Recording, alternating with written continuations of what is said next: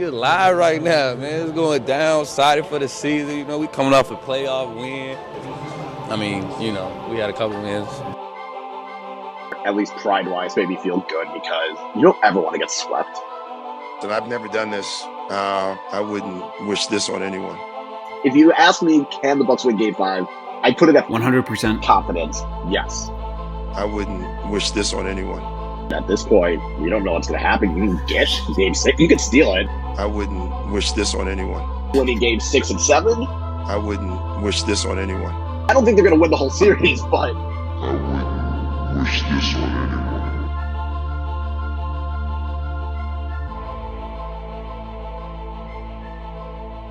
Hello and welcome to episode 185 of Dear Diaries, a Milwaukee Bucks podcast presented by us here at Brew Hoop.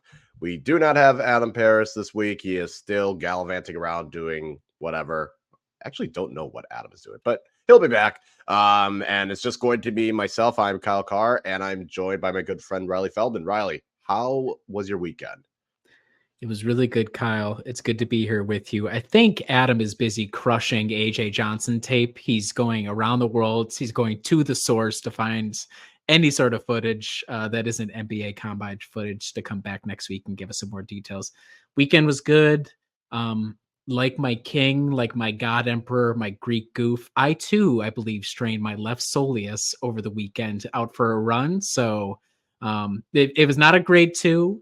I think I'll be okay. I was able to play volleyball today, so I should be all right. But I went down, and when I went down, I said, this is just like Giannis. Giannis is just like me. So, so that's really good.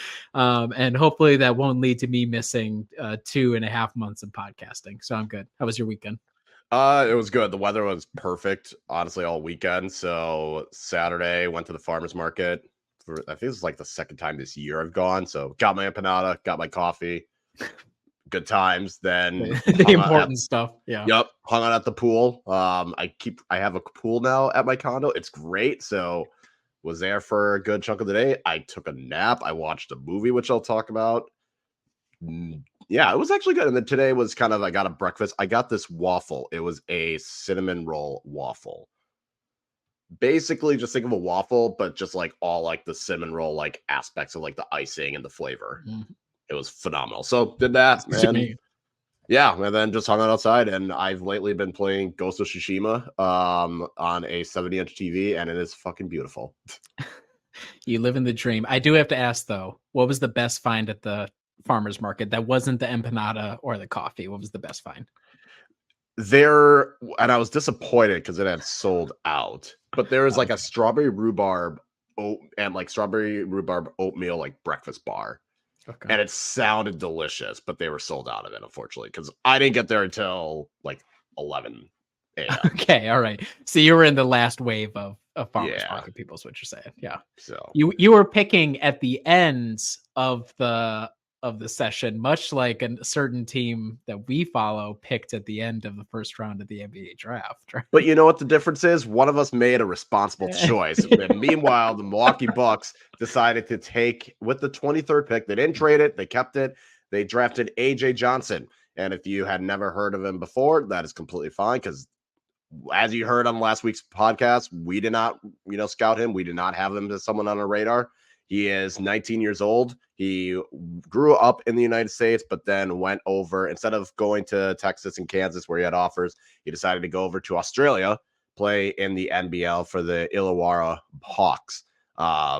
Initially you're kind of thinking maybe this is, who knows, but he stands at 6'4", so he's a guard. He weighs 167 pounds, which Jesus, like he's going to need to bulk up. Has a 6'8" and a half wingspan.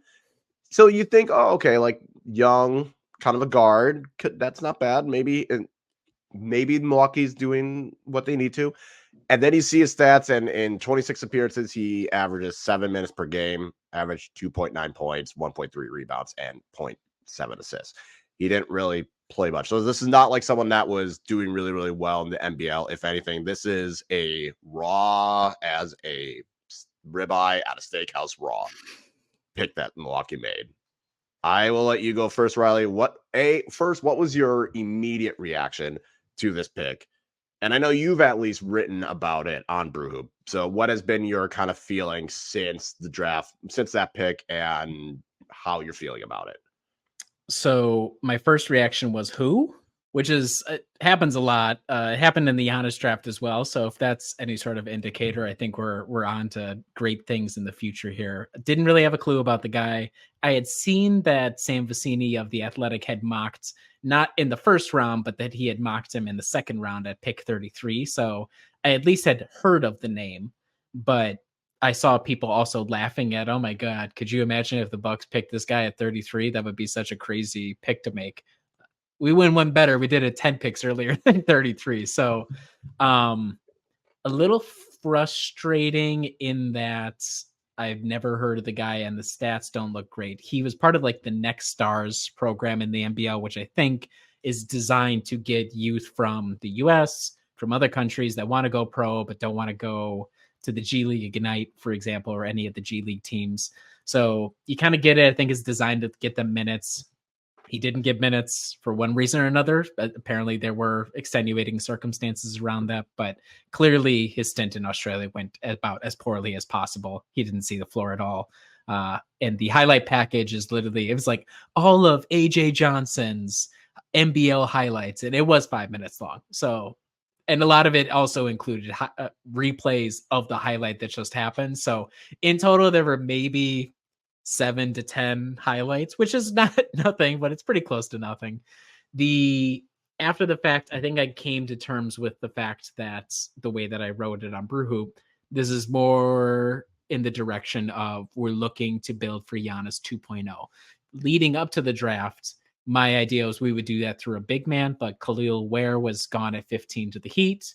Yves Missy was gone to the Pelicans at 21, and Deron Holmes went to Denver through a trade at 22. So the guys that I was familiar with and would be comfortable with being, okay, you could maybe build something and they'd have a slight impact now, they were all off the board. Where does that leave us? It leaves us at Ryan Dunn, your guy, Terrence Shannon Jr. It leaves us with guys who probably have an impact now, but you wonder about the ceiling. So I came to accept the move because if it works out, and it's a huge if, it's the biggest if of all time. And this is not a team that's really well known of the past couple of years for developing guys. He is a very interesting point guard of the future prospect, but his shooting splits have been horrible. He shot 54% from the free throw line in Australia, which again, super low volume, but I mean, come on, that's not good. So he is going to be, hopefully, fingers crossed, a G League All-Star. But you being you, Kyle, me, anybody listening to this guy's going to impact in 2027 at the earliest. I mean, I'm talking 3 years from now. Anything earlier than that is just icing on top. So I can understand totally the quibble with saying, why would you spend a 23 pick, a totally guaranteed contract on that guy? So I sympathize with that, and I don't really have an argument against it. But I understand the vision, even if it feels like a big if that will actually get there. Yeah, I think for me, it was just as though 23 was the pick where you can get someone that can potentially help you now. And you needed someone like, yes, you need athleticism. You needed to get younger. As you mentioned, the bigs that were potentially able to help with that, they were gone. Okay, that's perfectly fine. We get it. But there were still guards. Like, you still need a 2 guard. You still could use wings to replace, Danilo Gallinari and Jay Crowder and potentially Pat Connaughton. Like, you need wings as well to do that. So the fact that you're taking this guy who more or less is not going to play much in Milwaukee at all, it's frustrating because you're seeing all these other players that are able to do that. And yes, each of those other players definitely have flaws, but at the very least, like, you could look at a Tyler Kolek and say he could run an offense. So that's encouraging. You can look at a Ryan Dunn and say his offense is terrible, but his defense is that good. You can look at, some of these other guys, like Keyshawn George, Kyle Filipowski. You can at least look and say they could potentially help out. If there was an injury, he can come in. We don't know that with AJ Johnson. And I think, yes, people are like, oh, well, you wanted Milwaukee to get younger. Yeah, I do want them to get younger, but I also want them to get younger and still potentially be able to help out as well. Like, there is a difference between drafting young for the sake of drafting young and drafting young, but also can contribute. And it just felt like You need guys that can help you right now. You need to improve the depth. And this doesn't do that. Like you said, this is more preparing for 2026, 2027, which, okay, fine.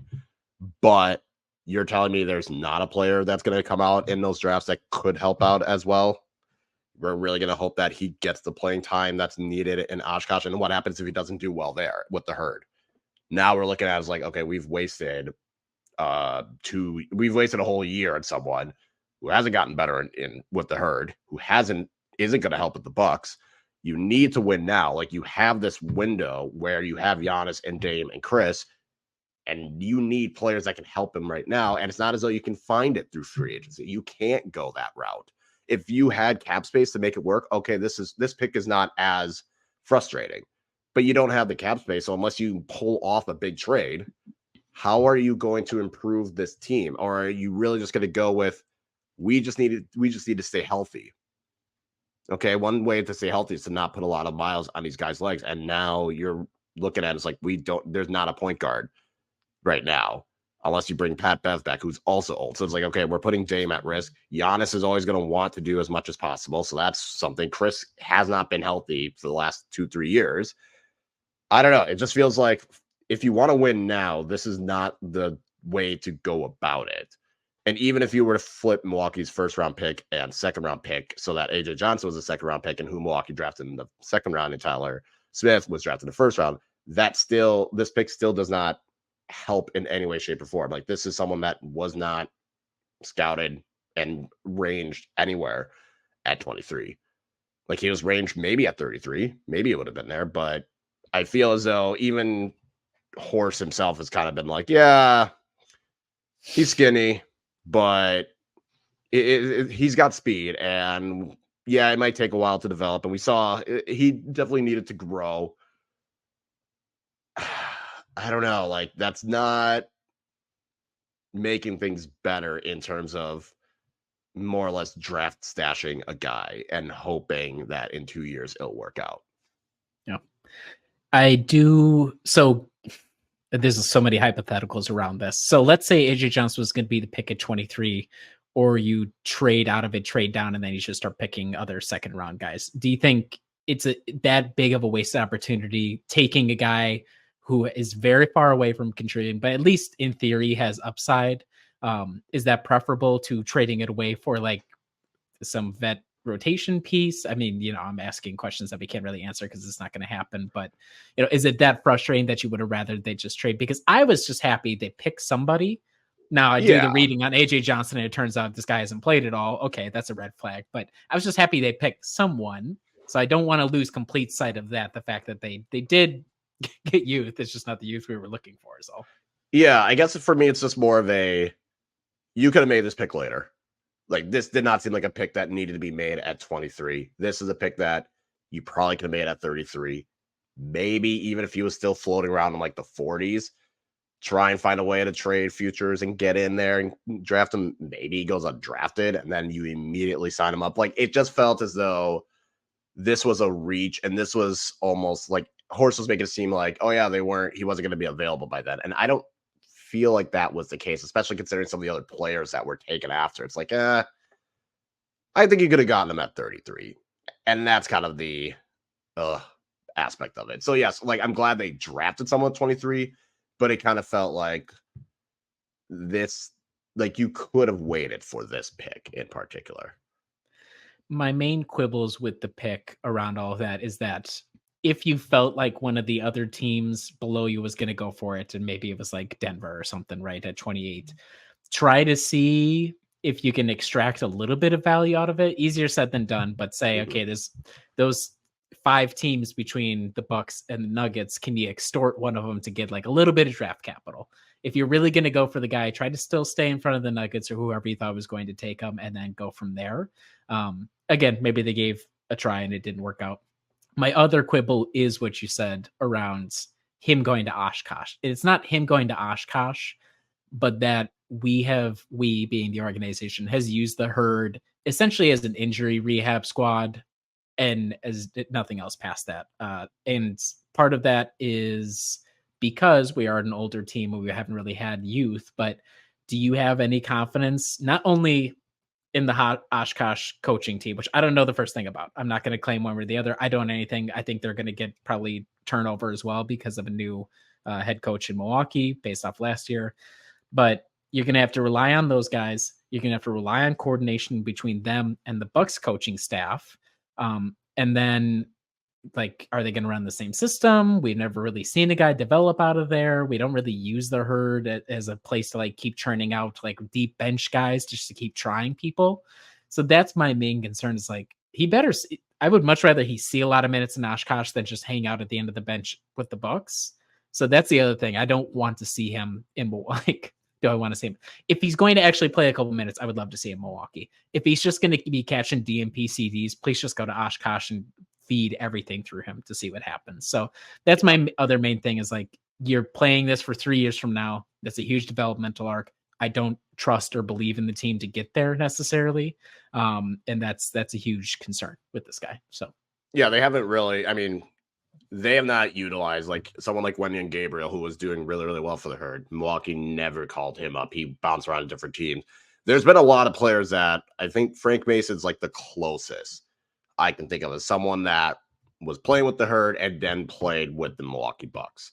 And that was more Bud just thinking, well, I'm just going to play him 48 minutes because this game doesn't matter. Like, it was just a clear, we don't care kind of aspect. So there hasn't been that. And I mean, Milwaukee's track record of developing players also very piss poor.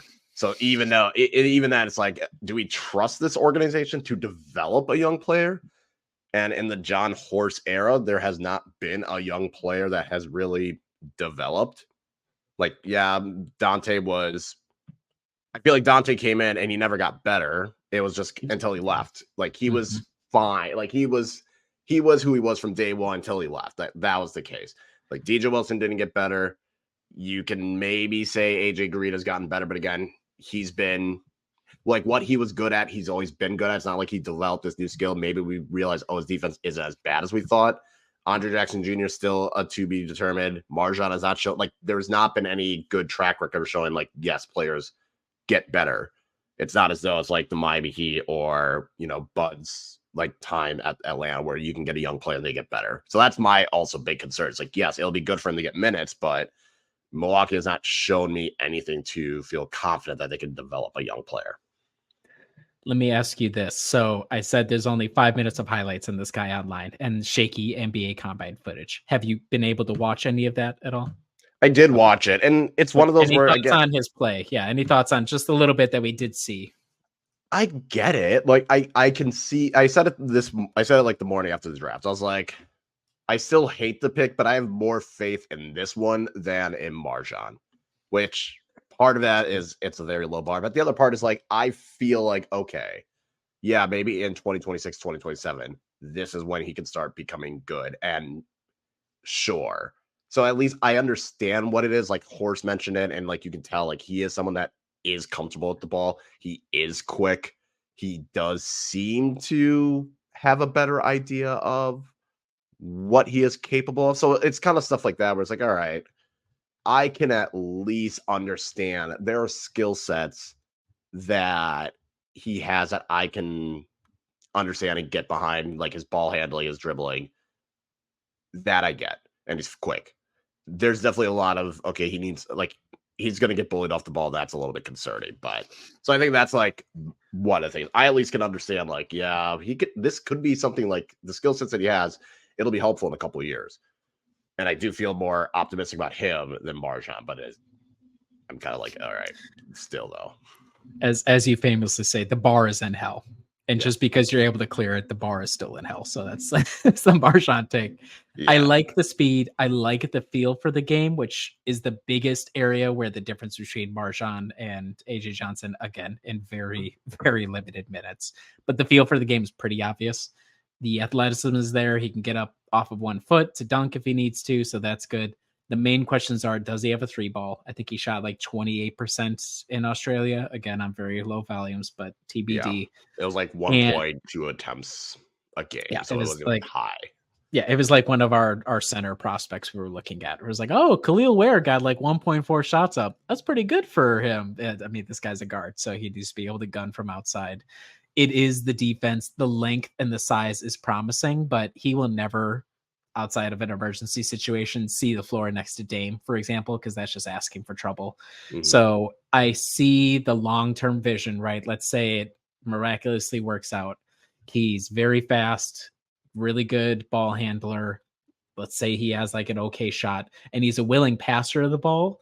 It's like, okay, as Giannis ages, you're going to just need more athleticism and guys for him to eat, like payoff plays that he sets up, or to be able to help draw the defense to set him up, because he's not going to be able to do it all himself. So you envision 4 or 5 years from now, which is asking a lot.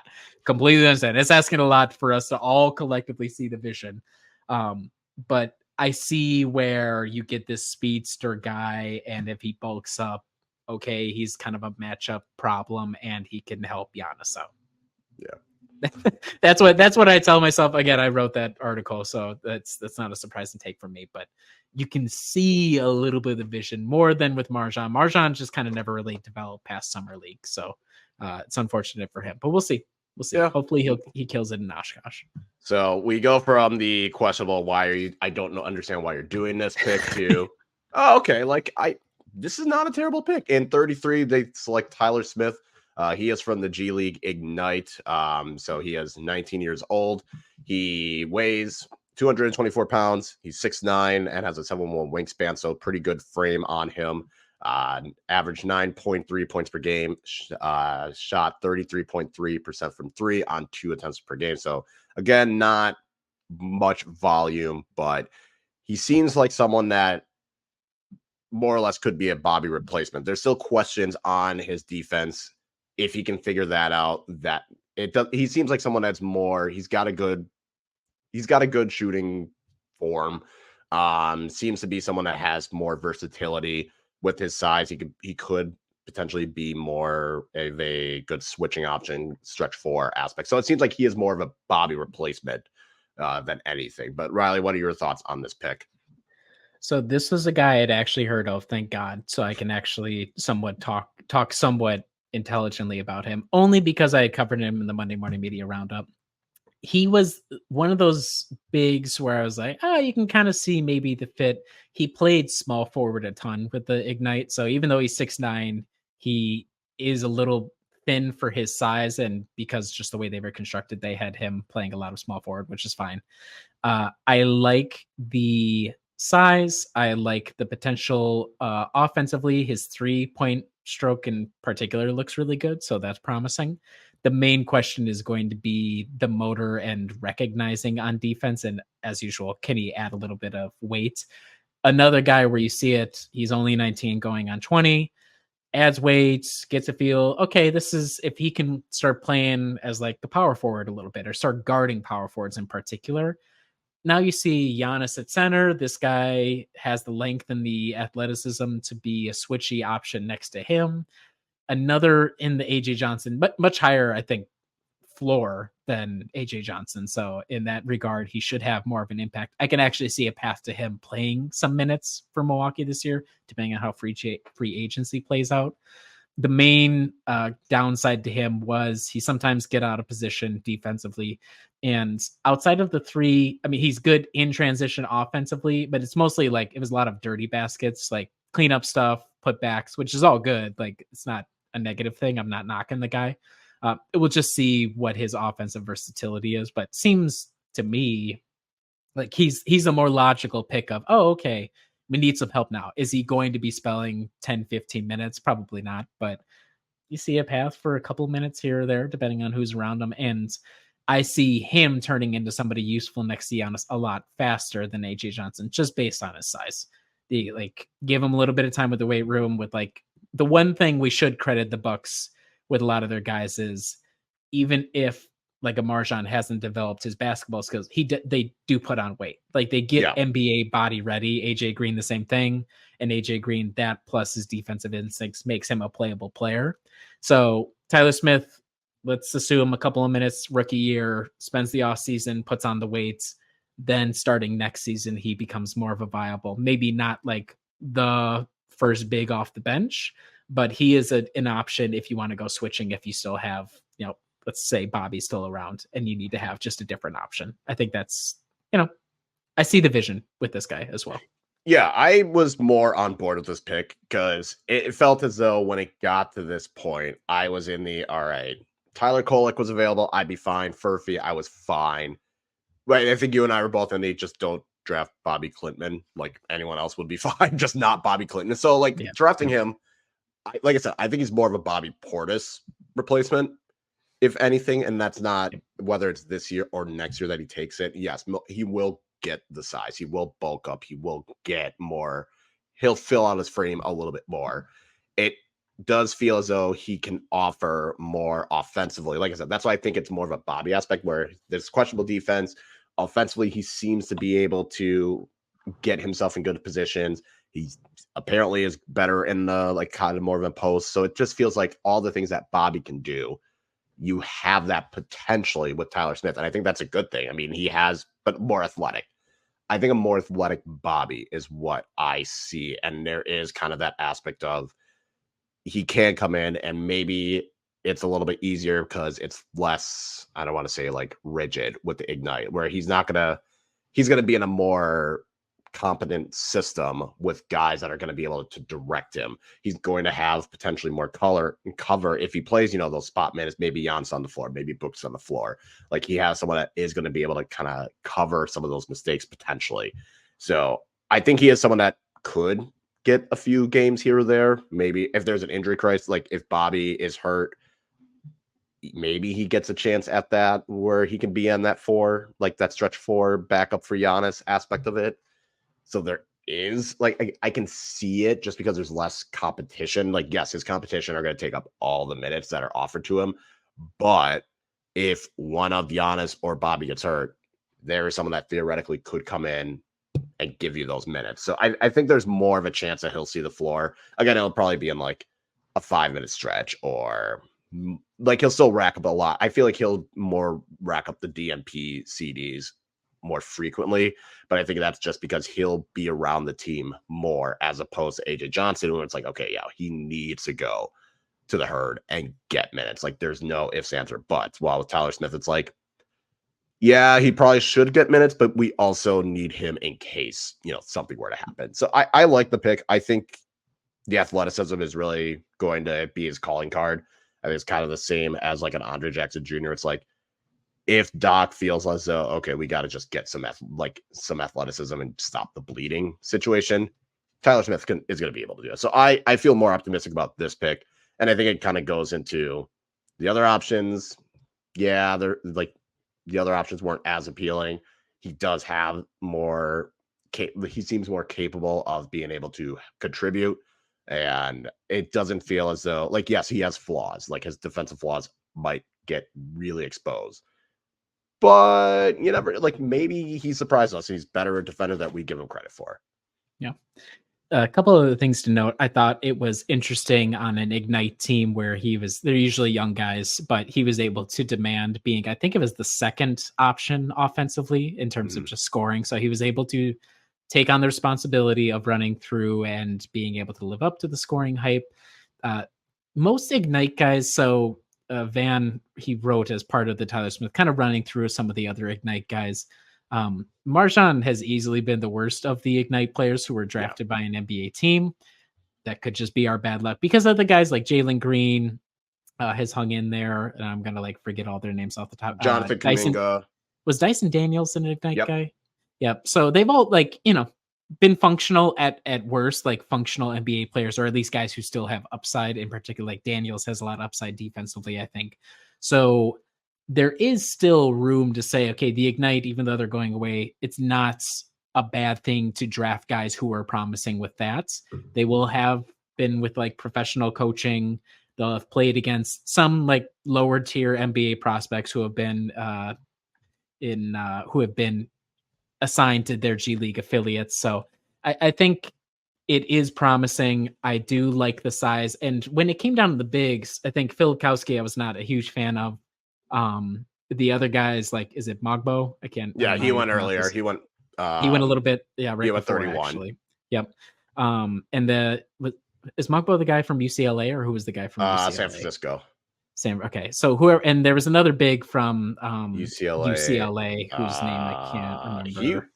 Bona. Bona, yes. And he didn't go until 41. Yes. So there was a number of bigs where my idea for like the Khalil Ware, Eves Missy, you're like, okay, can contribute now, but it's not even like with those guys like Khalil Ware, okay, he's like the center of the future if everything goes right. And then you can kind of adjust around Giannis, where if those guys aren't available, then I get it taking maybe Giannis backup / guys he can play alongside. And you still want size. Like we got a lot of wing size guys who are kind of the younger contingent. I don't mind getting a bigger guy. I was actually demanding, like more or less, that they get some sort of big man. So 6'9", but plays to a smaller position. I think he has potential to build up, and that's a good thing. So I'm not mad at that at all. Yeah, I think again it was like considering the other options. It was like, well, the bigs that you would have wanted were gone. Getting a wing would help. There wasn't that many guard options. It was, like I said, it was Tyler Kolek. And I think there was one Nunez who I don't even think worked out with Milwaukee. So it's kind of like, well, he probably wasn't going to be an option. So like the guard options were slim at that point. So yeah, I think with Tyler Smith, it's going to be more of a, if he can get on the court, can he show something that at least makes you think, okay, we need more of this.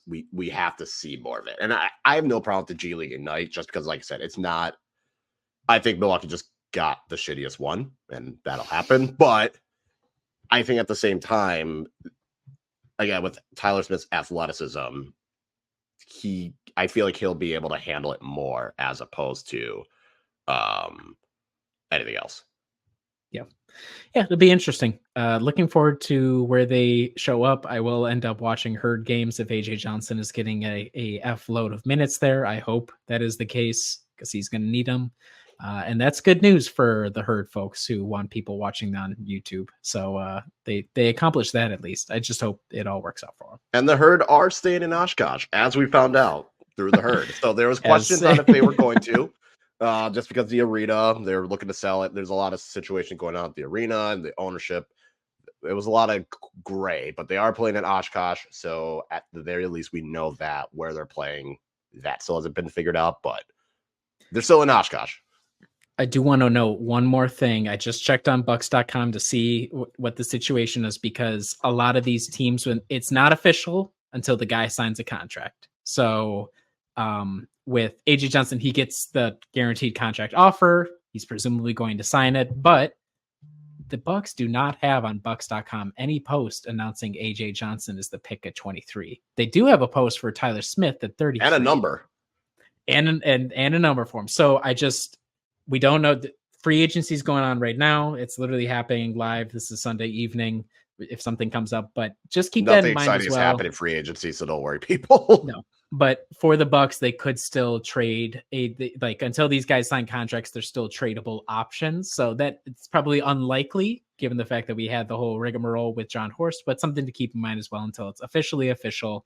These guys are still trade pieces that could go out. And if the Bucks continue to try and, be flexible with the win now mandate, that it would be very funny if they had to go through the opprobrium of AJ Johnson and they just say, psych, he's going to Washington or wherever he's going. Yeah, exactly. Any surprise that there wasn't it doesn't seem as though Milwaukee has signed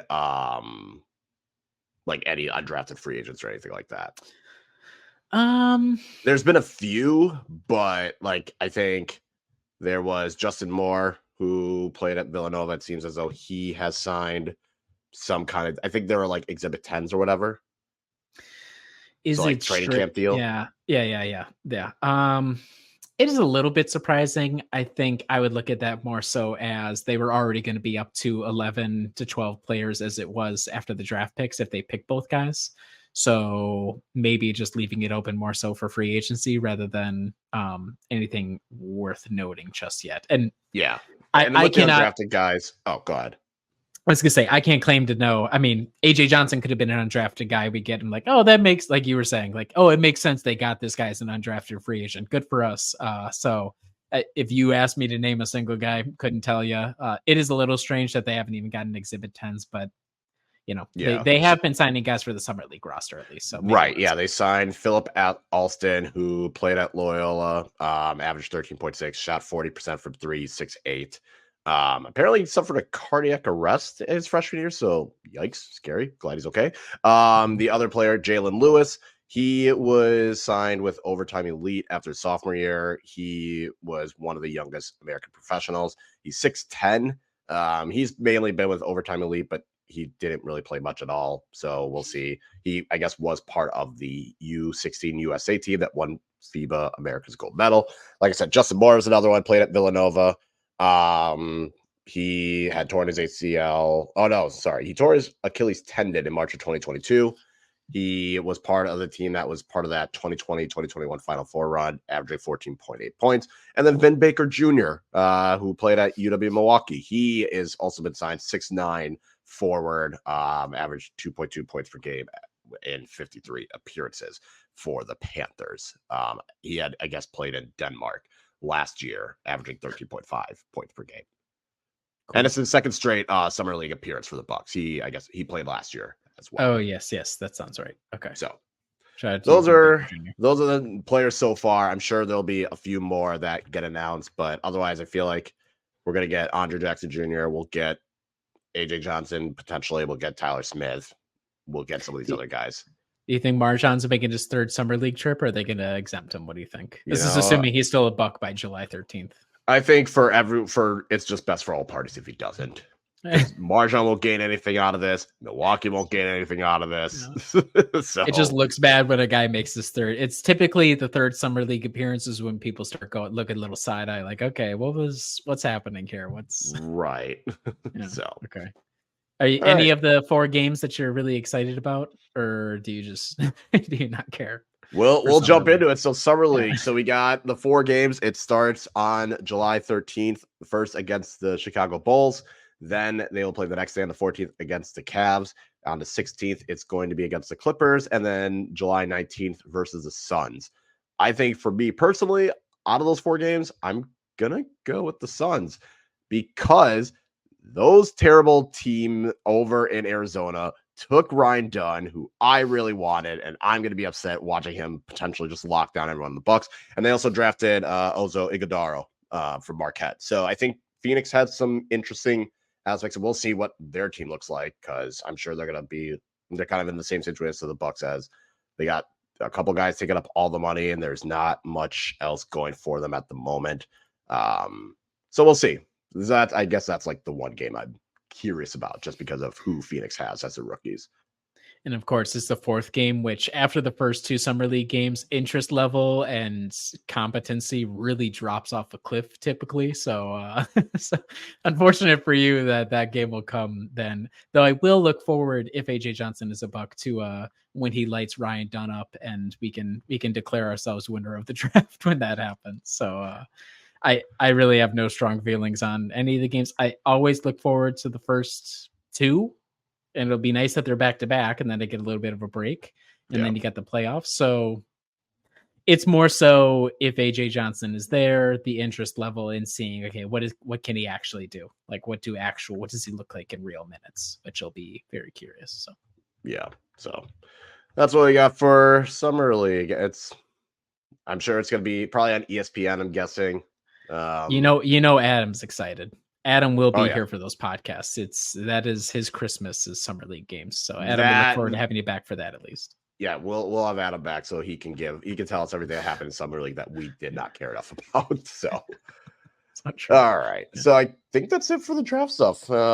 We could just move over to our miscellaneous. So first I got rapid fire. So the first one I'm going to ask is, if you were talking to a classroom of like first graders, how would you explain your job to them?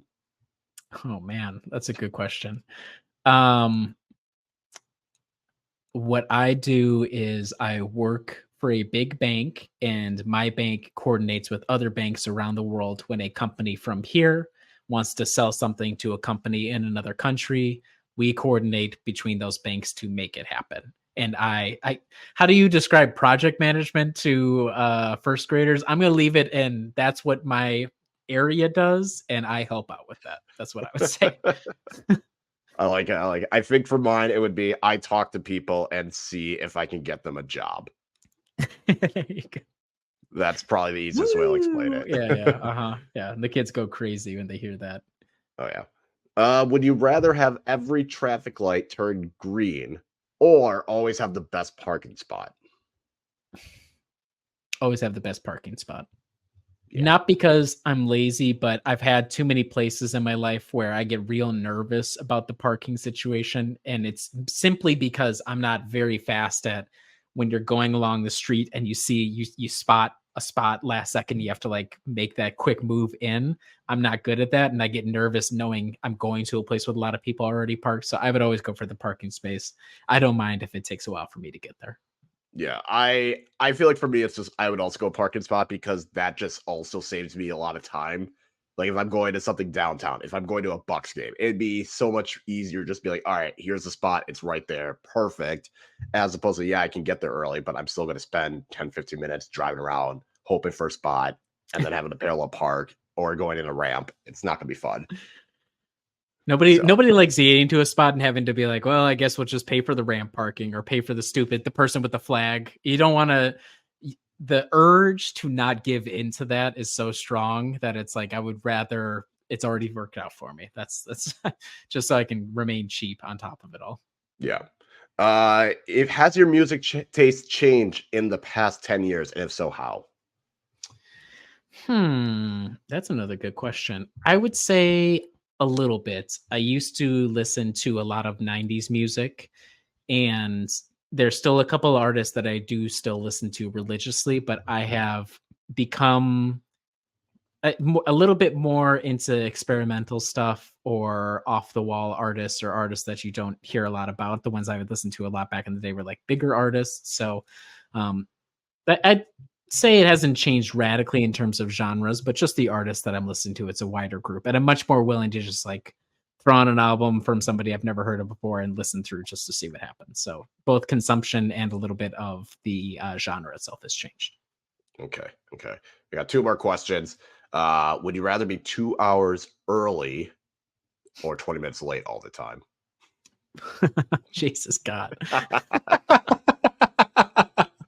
is a tough one. That is a really tough one. My Midwestern people pleaser sensibility says I need to get there 2 hours early, but wow, would that be a huge bummer. I just couldn't handle I hate when I'm late to things. I could not handle if I was I already kind of am perpetually late to things for it's not necessarily in my control, if I could put it that way.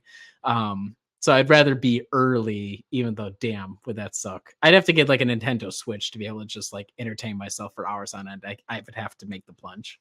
Yeah, I could at least figure out a plan for if I'm really early. If I'm late, then it's like, that's an appointment I might be missing. That's work. Like, there's a lot of things I might miss out or get in trouble for if I'm always late. I don't care. Like, I'll take being 2 hours early. It's dicey. And then, all right, last question. So I'm going to have Tyler Smith. I'm going to ask you this question. First, do you think he'll play more games his rookie year than DJ Wilson did? And can you guess how many games DJ Wilson played in his rookie year? So the thing around DJ Wilson, and this is something I did not add with Doc, but Doc was around for the evaluation period for these guys. So that does help. He's not playing guys he's never heard of before or didn't have a hand in picking. So keep an eye on that. So for DJ Wilson, Jason Kidd was supposedly the guy who made the call on that. LOL, of course. I'm going to guess DJ Wilson played in 48 games. You got 48 games right in his second year in 2018, 2019. He played 48 games, started 3. He only starts for DJ Wilson. That's amazing. Yeah. This was also first year Bud, so there's probably a lot of garbage time. We got things wrapped up. His rookie year, DJ Wilson played 22 games. God, I really have to think Tyler Smith will, of course, this is famous last words. I really got to think he's going to play a few more minutes than that, because I just don't see a world where Bobby and Brooke are both coming back. And if that's the case, there's going to be some minutes somewhere for him to fill, even if it's just here or there. And I do believe, I hope Doc learned his lesson a little bit about really relying on the vets all the way through the season. There's going to be minutes to play. I will take 23 games for Tyler Smith as the minimum that he will hit. I'm unfortunately have no optimism in Doc Rivers right now, so I'm going to say under. It's going to pain me.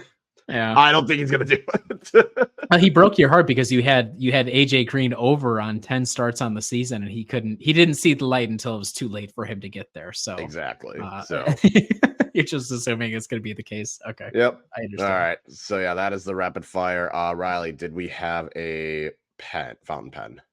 We did not this week. I'm hoping after free agency, I will come back around, partially because I came in here like a bat out of hell running late to the podcast recording. So I don't have anything this week.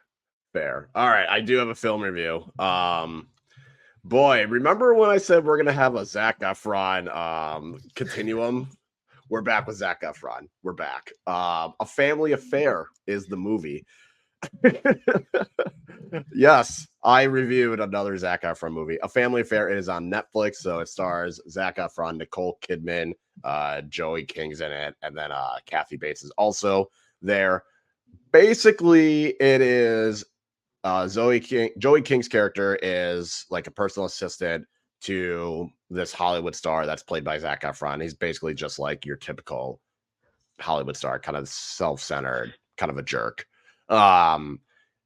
At one point, Joey King quits being his assistant. Zac Efron tries going over there, tries to convince her to get her job back, but she's not there. But meets meets Nicole Kidman, and the romance sparks, which pisses off Joey King, and it's kind of like a rom-com after that. Man, it was weird because it's like, I don't think this was there's no way this is potentially this does not seem realistic. Like, first of all, that she could just like somehow this person is being assistant, like a personal assistant to this Hollywood star, even though her mother is like this big like book writer. So you're really telling me that nepotism couldn't get her somewhere else? Okay, seems a little weird. Like Zac Efron falling in love with her mom of all people, and her mom knowing that as well. So it was just like, it was a weird thing. It was like it's a cheesy rom-com. Like, it's like every other rom-com. There's tension, there's a problem, things go well, there's some bombshell, relationship falls apart, they get back together at the end. But yeah, it was, I fell asleep at one point. Okay, all right. Yeah. So I'll give it a 4 out of 10. It's a rom-com on Netflix. Like, it's not up there and like, oh, these are really good rom-coms. It exists. So this is obviously just a case of like Netflix having too much money. Everybody has a number. Even Nicole Kidman, who is like known as one of the main proponents of high cinema. Even Nicole Kidman will cash them checks. Respect, salute. I would do the same if I was in your role. So I can't. It's just my favorite part about your reviews is going on Wikipedia and like reading it as you're describing your take on it, and just like, okay, the plot is 3 paragraphs long. It like cuts off with Zac Efron is, before they know it, Zac Efron's boss is having a secret romantic relationship with Joey King's widowed mother, and then it ends there. Yeah. And this just came out, it looks like, right? Yeah, it just came out. I think like I think this weekend. I think it came out. It came out Friday. So I watched it yesterday.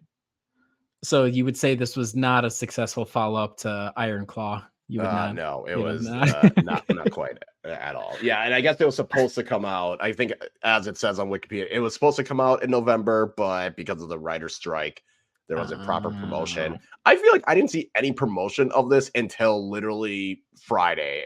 I like saw it on Netflix one day. I was like, oh, okay, sure. What did you think of Zac Efron and Nicole Kidman's chemistry? Good, bad, rom-com, obviously, but fine. Okay. I felt like it was one of those, like, you see Zac Efron be like this complete jerk, stereotypical self-centered douche, and then like all of a sudden it's like snap of the fingers, he's like a completely different person around Nicole. I was like, it's charming, but it was not convincing. Okay. Did you give it a score out of 10? Sorry, did I miss 4 it? out of 10. 4. Okay.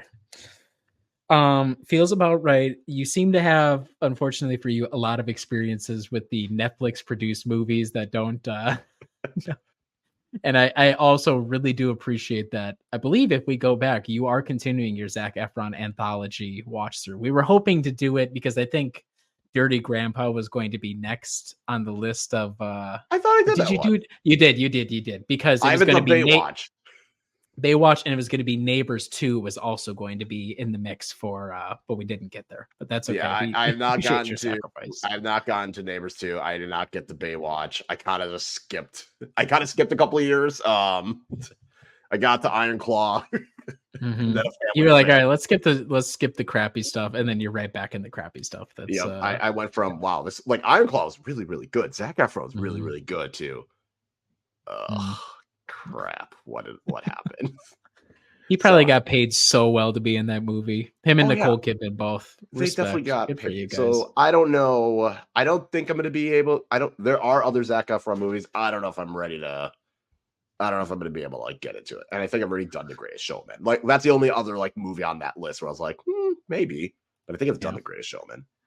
It looks pretty bad. Did you watch his travel documentary? No. Okay, good for you. It sounds like it's a little woo-woo. So which is fine. People can be woo-woo if you like, but I don't need Zac Efron being woo-woo talking about the energy of the earth. Exactly. While he's in places of extreme difficulty and that contrast is a little too much, especially with Zac Efron. So but again, thank you for your sacrifice. It's what I do. But that will be it for us. Make sure to go. I was gonna say any free agency thoughts. The Bucks, we were waiting, we were live waiting for the pick. We're gonna be coming back once the dust is settled. Do you have what's a take? Do you have any bold prediction? I feel like we're gonna get more like the Bucks will make a lot of moves after like the initial flurry dies down. I feel like once Paul George makes his decision and it's official, then it'll quiet on after that. But I don't see anything happening like in the first day or two, anything big. I feel like if there is going to be anything big, it's going to be like after the dust is settled on the initial rush. Okay. Because also the cap was lower than expected. So that makes things a little bit harder as well. John Horst, like, God damn it. He was like, please. He got the worst news possible. He was like, are you kidding me? Here's my second follow-up rapid fire. Will Danilo Gallinari's signing be on the front end or the back end of Milwaukee Bucks free agency? Oh, God. Hopefully neither. Okay, right. I really hope neither. And we're all obviously we're on pins and needles waiting for where Jay Crowder's future will be, hoping that it is not here in Milwaukee. So I just wanted to get any free agency thoughts.